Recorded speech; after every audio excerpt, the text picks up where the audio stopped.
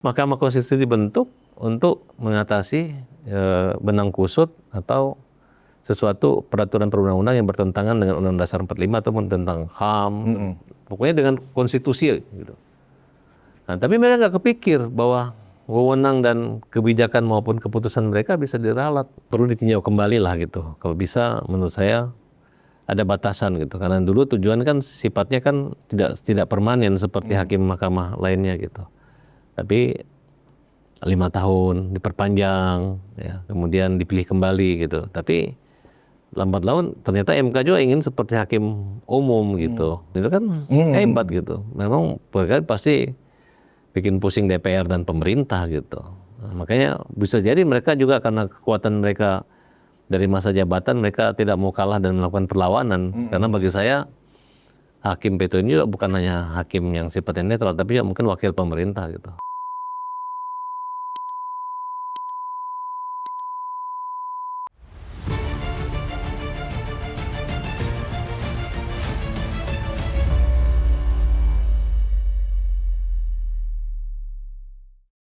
Hai penonton Ruang Konsensus Unpacking Indonesia dimanapun Anda berada. Kembali saya Budi Smakro Piliang, anak sulung Mulyono.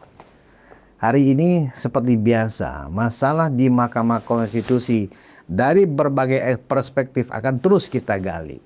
Nah, hari ini saya menghadirkan seorang praktisi hukum yang juga beberapa kali pernah beracara di Mahkamah Konstitusi. Pernah kan nggak, Bang Farhad? Ya, sering banget. Saya sudah kedatangan praktisi hukum Farhad Abbas. Selamat datang, Bang Farhad. Selamat datang ya. Yes, luar biasa. Masih menyempatkan waktu. Iya, saya nggak dipanggil panggil ya. Saking banyak ya tamu di sini, jadi kita pun antri bagaimana. Luar biasa. Siap. Karena hari ini hari Jumat, ya kan kita harus memenuhi target produksi soalnya. Siap. Nah, Pak Farhad mungkin sudah mengetahui bahwa ada yang tidak beres di Mahkamah Konstitusi. Kalau hanya sekedar masalah perkara mungkin itu tidak akan kita bicarakan. Tetapi persoalannya ini adalah persoalan ketika Ketua MK dianggap ya melawan Undang-Undang Dasar karena terpilih diangkat bukan melalui aturan yang diatur dan ditetapkan oleh konstitusi kita pasal 24. Tetapi ternyata hal itu didiamkan oleh para hakim konstitusi yang lain. Iya. Bahkan di MK itu sekarang ada yang disebut dengan Majelis Kehormatan Mahkamah Konstitusi atau MK-MK yang sudah permanen yang harusnya mensupervisi pelaksanaan etika dan kepantasan ya dalam pelaksanaan tugas para hakim konstitusi. Hari ini dibiarkan, bahkan kita sudah ramai menyuarakan ini ke masyarakat. Para hakim konstitusi, bahkan kantor Mahkamah Konstitusi dalam hal ini mungkin ke Sekretariatan Jenderal ya membiarkan dan menganggap kita ini hanya omong kosong.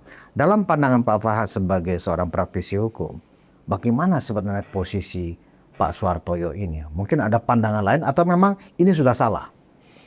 Ya, kalau saya melihat ya, pasca reformasi dibentuknya Mahkamah Konstitusi kan agar lebih demokrasi lah seperti itu. Dengan kita ketahui bahwa hakim MK yang berjumlah 9 orang itu adalah perwakilan dari 3 lembaga lah kira-kira. Ya. Dari presiden 3 orang, dari unsur Mahkamah Agung maupun dari masyarakat atau Dewan DPR. Dari DPR. Nah, di sini menurut saya ketika mereka dipilih memang mereka adalah wakil sana, tapi karena mereka menjadi hakim Mahkamah Konstitusi, bagi saya harusnya hakim itu punya suatu sikap negarawan yang tidak peduli, jangan hanya mempertahankan tujuan jadi MK itu jadi hakim loh, bukan jadi ketua Mahkamah Konstitusi. Jadi kalau misalnya ada pembatalan proses pengangkatan maupun proses pemilihan terhadap Pak Suhartoyo saat ini, itu nggak penting bagi mereka gitu. Harusnya kecuali mereka diberhentikan gitu.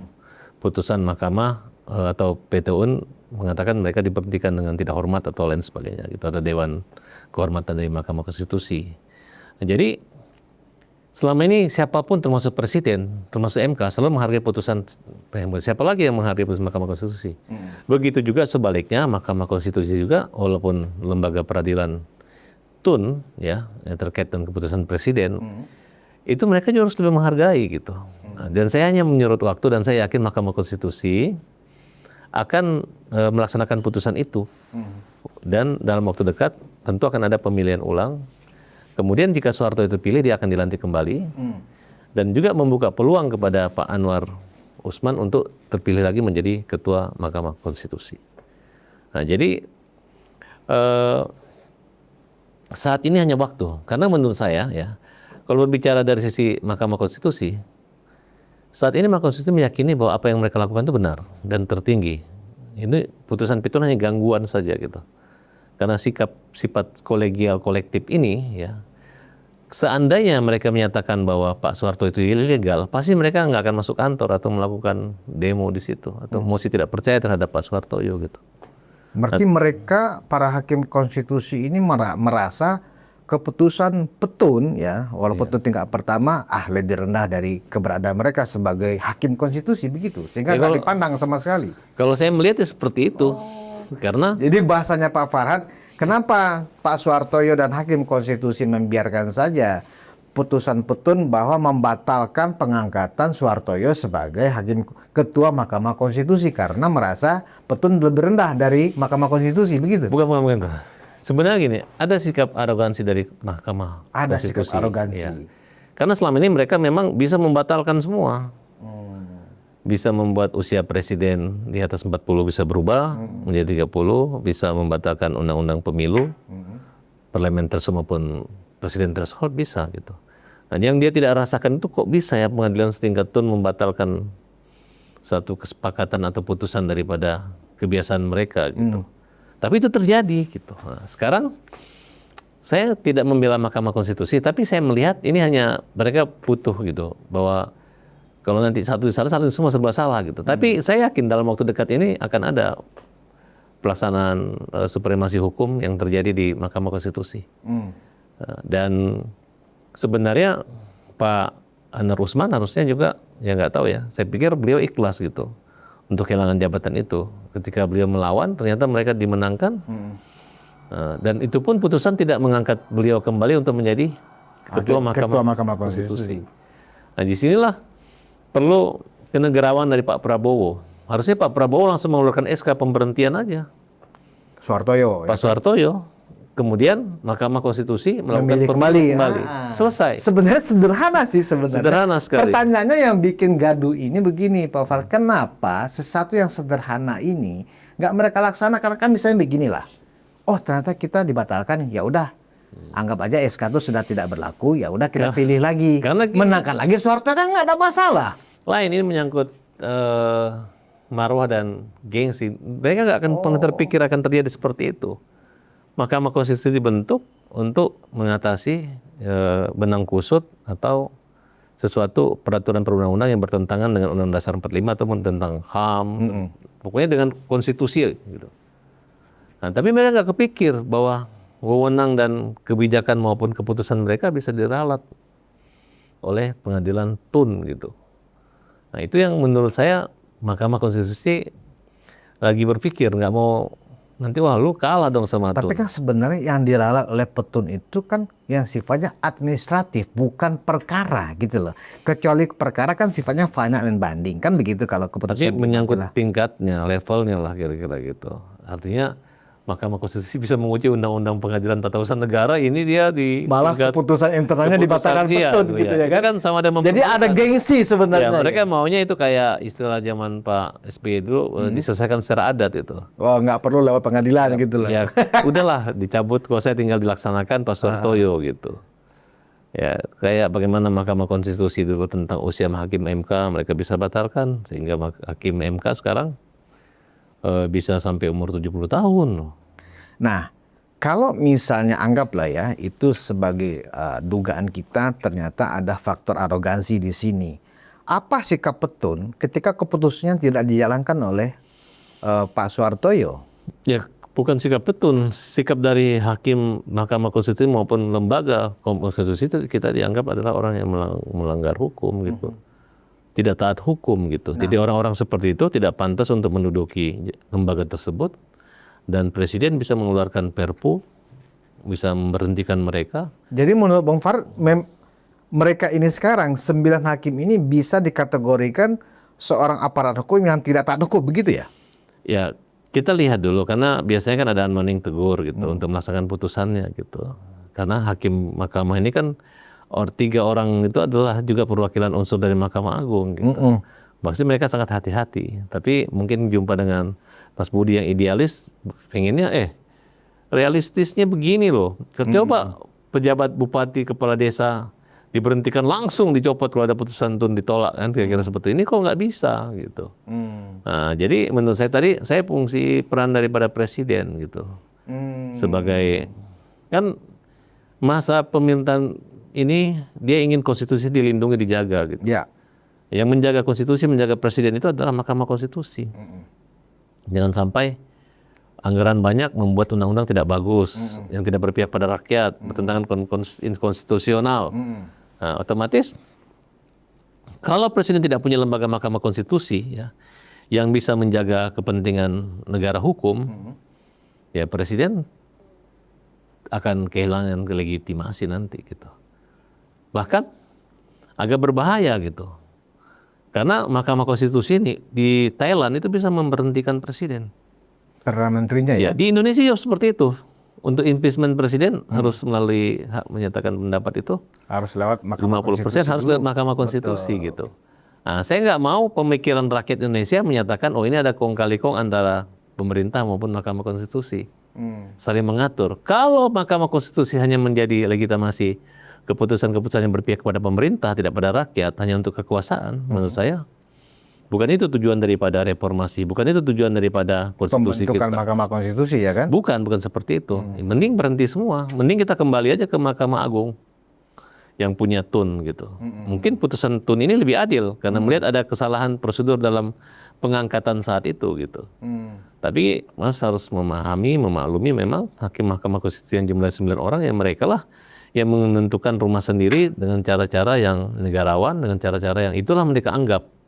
Makanya saya kembalikan seandainya ini bertentangan dengan dasar filosofi hati nurani negarawan mereka sebagai hakim, pasti mereka udah komplain.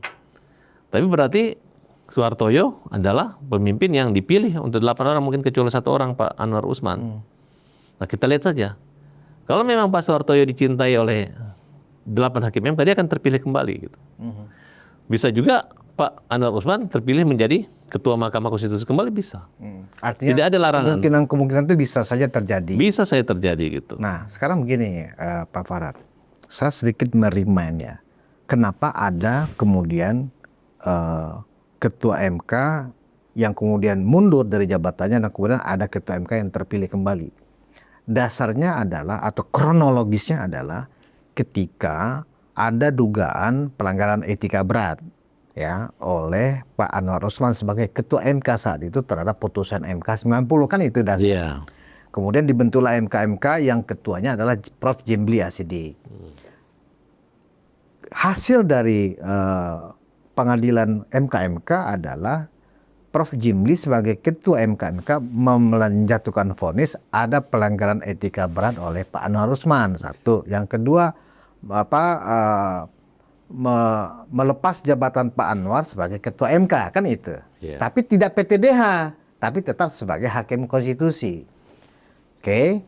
Berdasarkan keputusan MK itu, para Hakim Konstitusi supaya tidak ada kekosongan jabatan Ketua MK mengadakan rapat RPH untuk memilih Ketua MK terbaru. Terpilihlah Pak Soehartojo, ya. Hasilnya kemudian disampaikan kepada Presiden, dilantik dan disahkanlah Pak Soehartojo sebagai Ketua MK. Itu sudah benar, itu sudah konkret lah. Artinya Pak Soehartojo sudah prosedural, sudah sesuai konstitusi. Lantas setelah itu Pak Anwar Usman mengajukan gugatan ke Petun, ya. Hasilnya adalah gugatannya diterima sebagian, gugatannya Pak Anwar di Petun. Kecuali pengangkatan. Yang tidak diterima oleh Petun adalah meminta Pak Anwar dikembalikan jabatan Ketua MK-nya, itu ditolak oleh Petun. Yang dua ya itu diterima oleh Petun. Pertama, terbukti Pak Anwar tidak ada pelanggaran etika berat. Justru yang melanggar etika adalah Prof. Jimli Asidik. Yang kedua, membatalkan ya pemilihan dan pemilihan para hakim konstitusi yang menunjuk ya Soehartojo sebagai Ketua MK. Itu sebenarnya sederhana kan? Iya. Nah harusnya sebagai penegak hukum, hakim konstitusi menjalankan keputusan petun karena tidak ada banding, artinya sudah inkrah. Jadi Tapi itu tidak dilaksanakan, nah itu kan atau persoalannya. mungkin Mas Budi pengen dengan putusan ini Pak ini apa? Mundur Pak Soehartoyo Ya. menghargai keputusan petun, ya kan, mundur sebagai ketua MK, Kemudian dilakukan pemilihan. dilakukan pemilihan. Sederhana setuju, sebenarnya. sederhana banget. Kenapa Makanya saya mereka tidak lakukan? Saya Itu katakan awal persoalannya. bahwa hakim MK itu kan tujuan bukan menjadi ketua mahkamah atau pimpinan. Hanya sebagai hakim, Sebagai kan? hakim gitu. Kalau ketua itu kan hanya sebagai Administratif. ya motivasinya apa gitu. Susah aja, amanah kan. Karena mereka juga walaupun ketua Mahkamah Konstitusi tidak bisa mengganggu seprapat pleno atau sidang pleno awal ya. Tapi mereka tetap suaranya kolektif kolegial. Jadi apa hebatnya ketua MK sehingga dipertahankan dengan menabrak rambu-rambu dan aturan sehingga layak kita sebut sebagai cacat etika juga, Pak Farhan?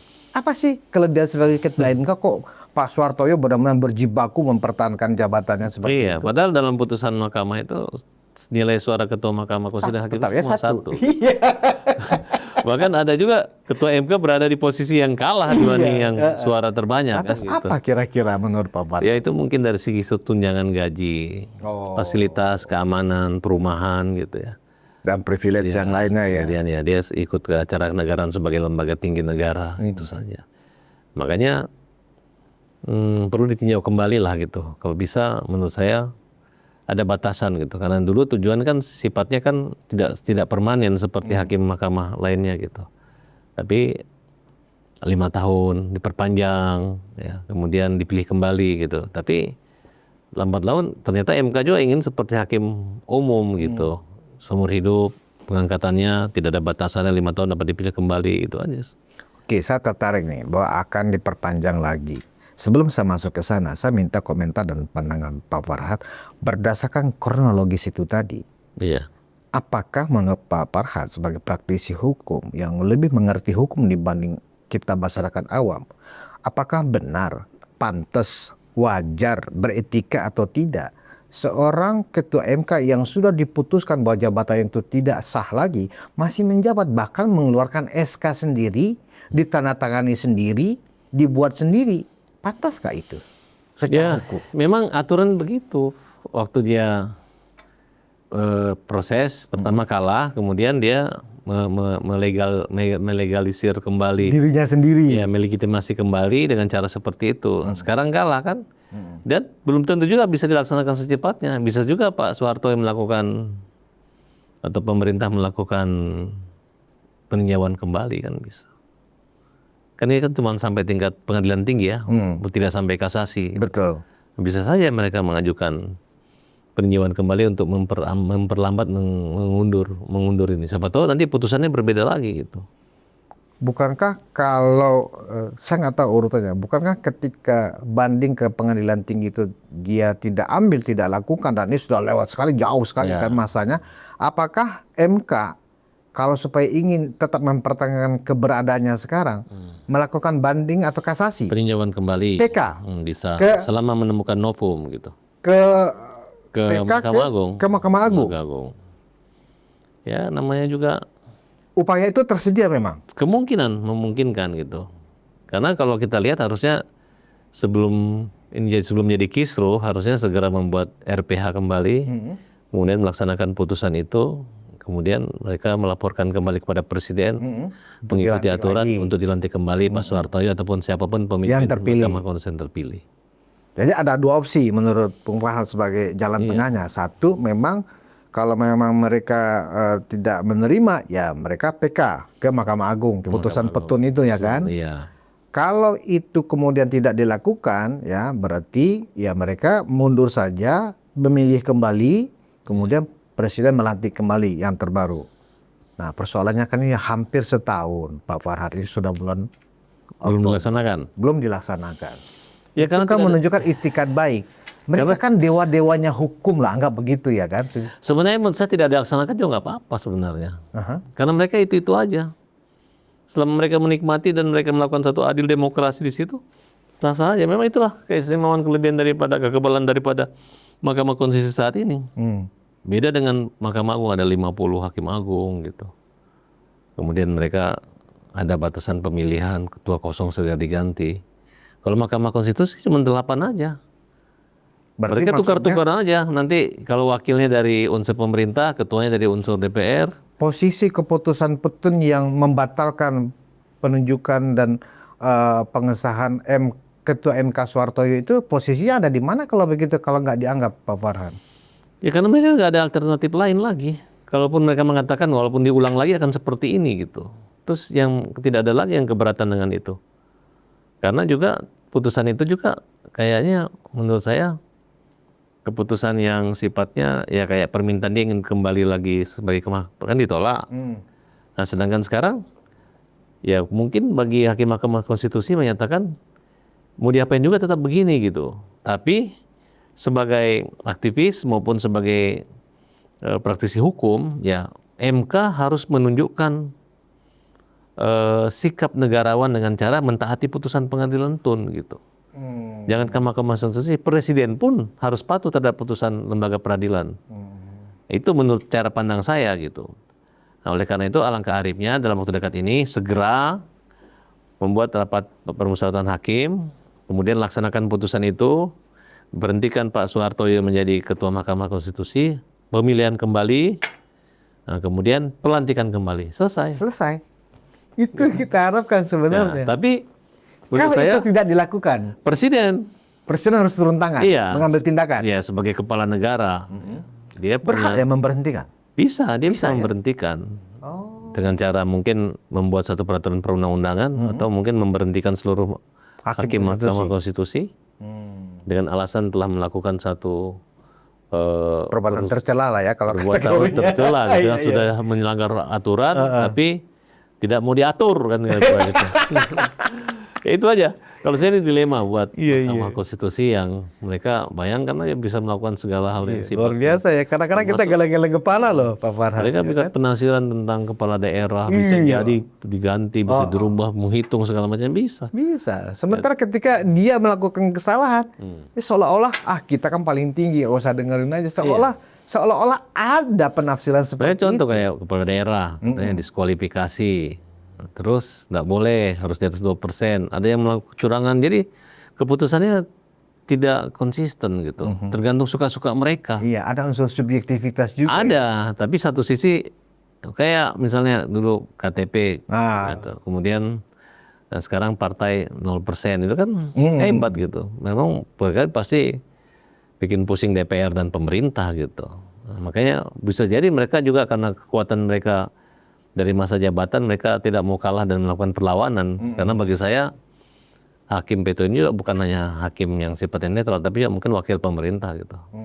Mungkin gitu. Harusnya kan ya udahlah, udah selanjur begitu, kenapa kita ikut campur rumah tangga Mahkamah Konstitusi gitu? Kenapa diaturan? Dalam perkembangannya sekarang ya, 9 hakim konstitusi itu yang kita pikir benar adalah seorang negarawan, yang benar-benar sudah selesai dengan dirinya, yang benar-benar hanya menjalankan perintah konstitusi, artinya benar-benar kacamata kuda. Ternyata dalam perkembangannya bisa jadi mereka tuh sudah terkontaminasi dengan kekuasaan sepertinya.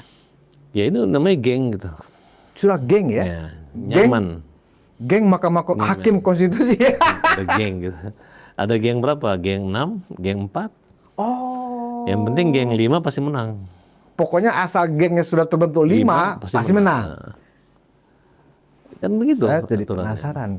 Boleh tahu nggak? Ya kalau perlu Pak Farhan, geng 5 siapa saja? ya lihat aja putusannya kan. Oh, berarti praktisi hukum sebenarnya sudah membaca ya. Kita kira-kira sesuai dengan geng 5 nggak ya? Ya, geng 5 pasti 5 gitu. Pasti menang ya kan? Kalau geng 4 pecah jadi artinya 6-3 kan gitu kan. Berarti yang di luar geng ya, walaupun sekeras apapun, alah keras-keras tetap kalah sama geng 5 gitu ya. Karena 5-4 ya. 5-4 seperti itu. Demokrasinya di geng itu gitu. Kalau saya Tidak melibatkan suara pemerintah, tidak melibatkan suara rakyat, suara terbuka, suara penjelasan tidak. Kalau kita bicara geng-gengan ini, saya jadi ingat posisi pada saat sengketa Pilpres kemarin. Iya. Ya kan? Kan yang disenting misalnya Saldi Isra, ya kan? Hakim Eni, ya kan? Jangan-jangan Saldi Isra dan Bu Eni ini bagian dari geng 5 ini. Mudah-mudahan saya benar ya. Ya pokoknya geng 5 gitu. 3 yang lain saya nggak tahu nih. Apakah Arsul Sani masuk di dalam geng 5? Nanti Ya kan kan? bisa dibaca, ketahuan kok. Bisa Ya. ketahuan ya. Kalau kita runut keputusan-keputusan MK, ya siapa yang disenting, polanya kelihatan, ketahuan. Geng 5 siapa aja, geng 4 siapa aja yang selalu kalah kan gitu. Kita lihat Oke, kan itu menarik. dalam dissenting opini itu kan ketahuan gitu. Landasan yuridis dan filosofis maupun terkait bukan social justice ataupun legal justice tapi moral gitu kan. Banyak gitu.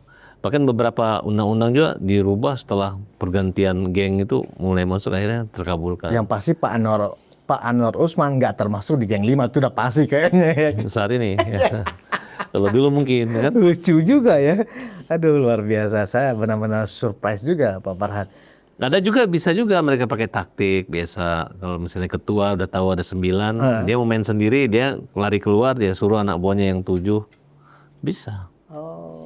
Supaya jangan kelihatan gitu kan. Luar biasa. Nah jadi Makanya saya kalau melihat putusan tuh saya lihat siapa nama hakimnya. Saya udah bisa tahu. Saya bisa baca, oh hakim ini begini, hakim ini. Ada hakim yang nggak perlu diragukan, pasti putusannya adil, pasti. ada juga ya. Banyak.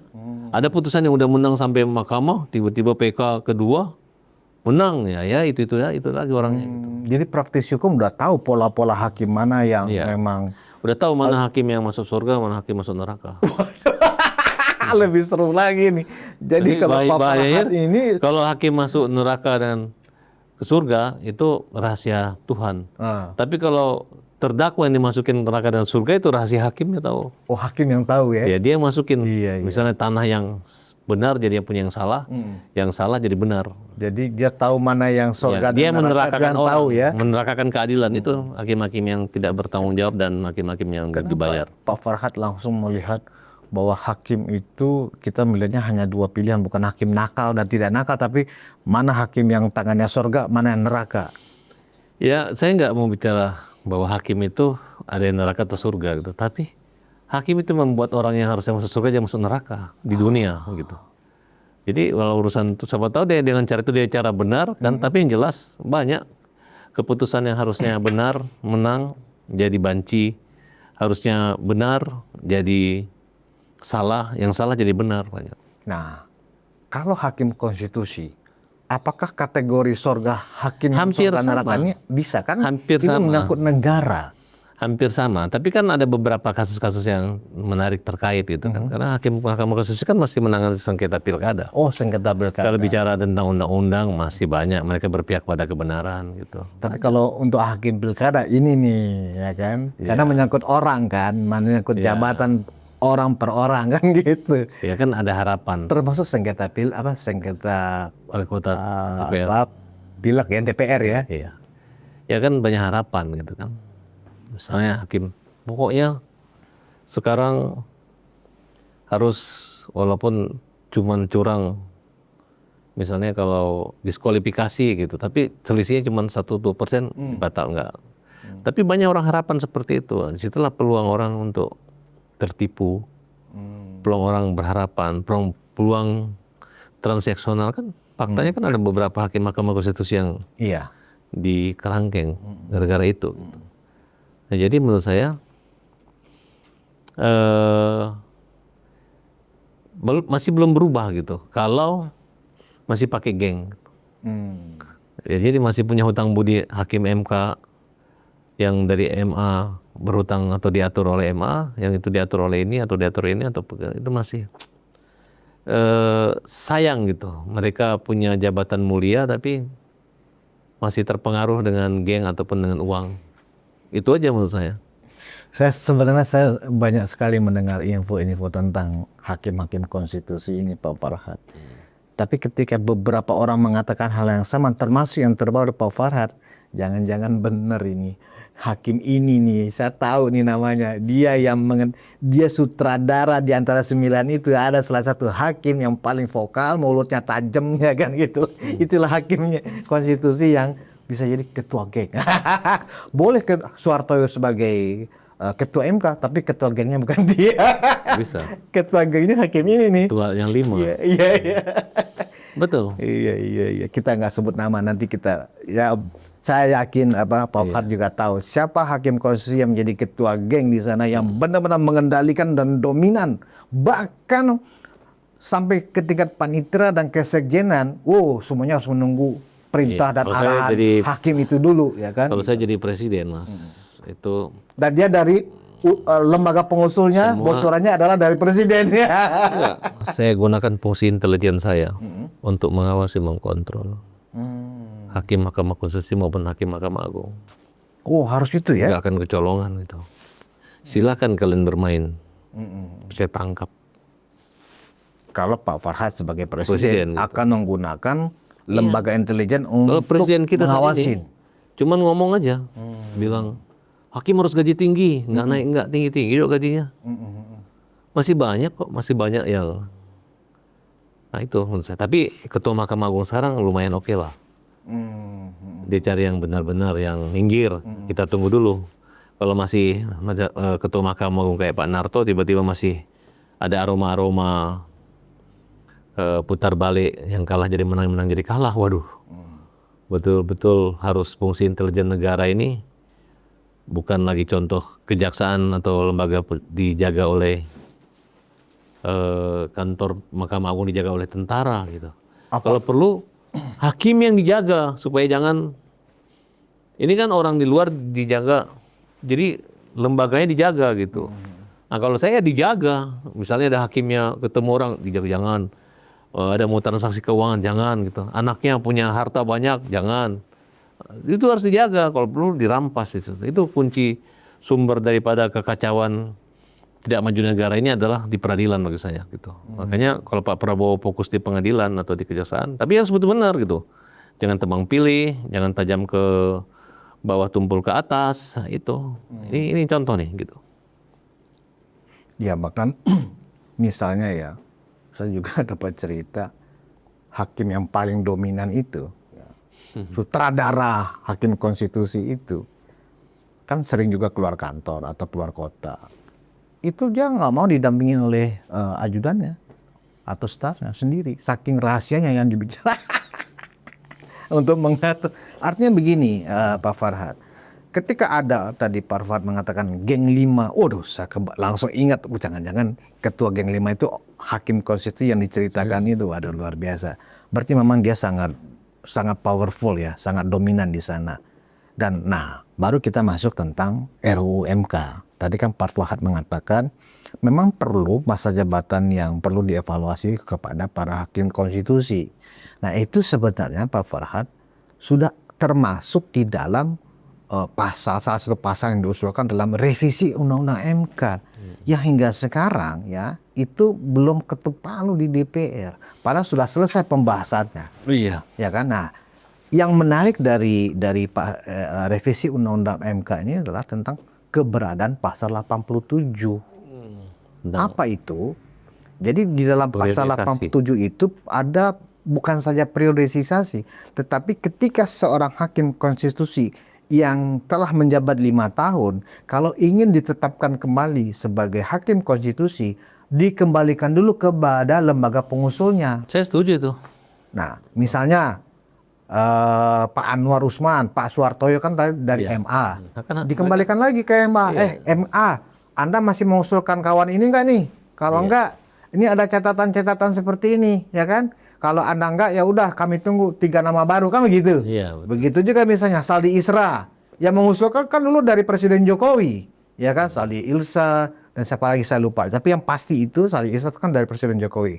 Diusulkan lagi kan lebih 5 tahun diusulkan lagi. Nah, pasal itulah yang menjadi kekuatan dalam melakukan supervisi kepada hakim konstitusi. Tapi sialnya Pak Farhad, revisi Undang-Undang MK itu sendiri terkatung-katung sekarang di ketua DPR, di pimpinan DPR sepertinya. Nggak disahkan juga karena sudah selesai pembahasannya. Kalau saya sih setuju, hakim itu seperti kepala daerah aja priorisasinya untuk Mahkamah Agung. Gitu. Masih banyak kesempatan hakim-hakim hebat di daerah yang bisa menjadi hakim agung, merasakan jadi hakim agung juga gitu. Karena kan kita tahu kan proses pemilihan hakim agung itu kan perlu lobby-lobby juga kan. Bukan tiba-tiba dia tenang-tenang di daerah, dicari bagus tiba-tiba kayak menang lotre gitu kan. Mereka perlu kesepakatan partai, praksi. Bisa-bisa kalau nggak menghadap praksi, bisa-bisa nggak dipilih semua gitu. Kita tahu beberapa yang dibantu oleh orang-orang tertentu, cukong-cukong. Menurut Pak Farhad, kenapa ya?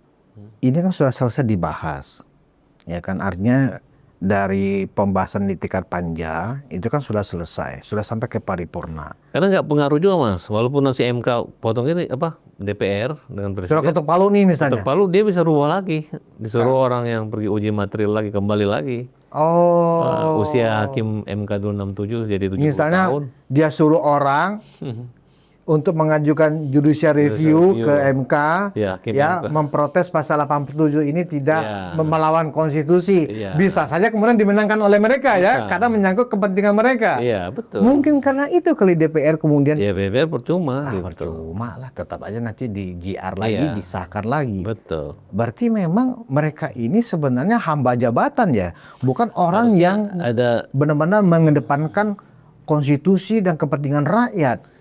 Jadi harusnya hakim MK itu adalah perwakilan presiden sebagai pemegang kekuasaan yudikatif. Artinya memang yudikatif kok di lembaga Mahkamah Konstitusi. Tapi presiden harus punya kekuasaan yudikatif, kan dia bisa memberi gerasi, amnesti, abolisi semua. Nah, jadi dia ingin namanya menjadi dewa hukum, ya dia harus menciptakan orang-orang dan meniupkan roh keadilan yang benar-benar adil gitu. Jadi walaupun presiden yang angkat, kamu harus adil sekalipun terhadap kritik sama aku gitu. Sekalipun kata Rasulullah, Fatimah anakku membunuh pencuri, akan kupotong tangannya, kan seperti itu. Nah, jadi ya itu memang kebijakan dari kepala negara gitu, kewibawaan itu. Kalau ini kan dibagi-bagi nih mereka. Akhirnya hakim Mahkamah Konstitusi merasa bisa segalanya di atas presiden. Bahkan bisa memerintahkan presiden, bisa menyatakan impeachment, setuju impeachment presiden, bisa membuat presiden usia di atas 20 tahun mamanya. Mungkin besok 18 tahun udah boleh jadi presiden, itu hak mereka. Seenak mereka, selama mereka mengatakan ini demokrasi yang milih suara rakyat, mereka bisa lakukan itu, nggak bisa dilawan. Mau dibikin lagi baru juga tetap aja bisa dirubah oleh mereka gitu.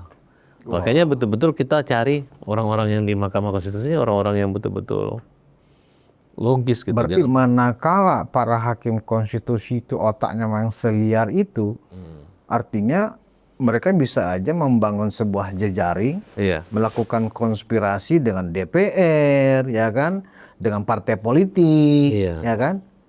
Presiden bisa digugur, bisa diimpeach dong sebenarnya kalau sudah main mata orang-orang ini. Bisa. Wow. Karena memang alurnya kan memang seperti itu kan kalau impeachment. Ya bisa. Kalau ada salah satu pasal yang terkait dengan impeachment itu dipenuhi, ya kan, misalnya anggaplah misalnya perbuatan tercela, ya kan. Perbuatan tercela itu kemudian di tingkat DPR itu memang dibenarkan, kemudian kan harus verifikasi ke MK dulu. Ya. Kalau main mata ini sudah berlangsung, oh benar, kami setuju dengan DPR, jegrek, dikembalikan ke MPR, baru diputuskan di MPR, kan begitu. Bisa. Kalau para hakim MK ya dengan DPR sudah serusak itu moralnya, lantas konstitusi kita siapa yang menjaga, Pak Farhad? Aku baca sih dari Mas Budi ini punya pertanyaan sih, kenapa ada kong kali kong gitu. Iya. Takut ada yang mengusulkan kan. Iya. Nah makanya ya itu bisa jadi karena itu. Bisa jadi ya. Karena kan saat ini ada yang muta-adik yang Iya, ada yang mengusulkan motif pemakzulan impeachment kan. ada, Ya kan? bisa jadi. Ya itu, tapi menurut saya udahlah, Indonesia ini kan kita kan kenapa kita lagi mencari hidup sejahtera kan, kenapa kita masih seperti hukum yang tertinggal dan ketinggalan gitu. Nah, kalau misalnya hukum kita udah bagus, saya rasa bisa kok. Hakim-hakim kita ini, bahkan menurut saya sih kalau perlu hakim itu tunggal aja semua, biar perkaranya yang 15.000 perkara itu cepet gitu.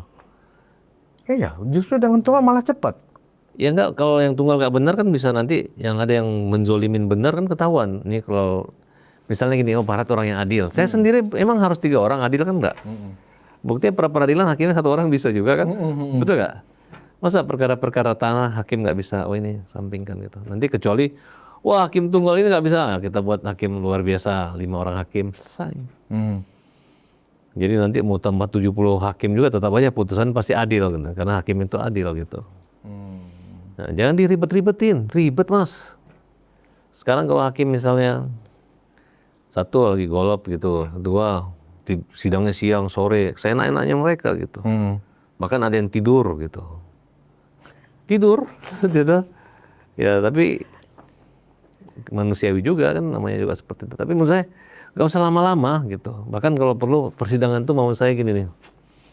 Ya Pak Hakim, kami percepat aja, memang saya salah. Saya mengaku bersalah, minta maaf ya. Nggak usah ada pembelaan lagi, dia ngaku sudah, kamu maafkan, selesai. Kok bisa begitu? Ya buktinya restoratif justice bisa. Masa nggak bisa gitu kan?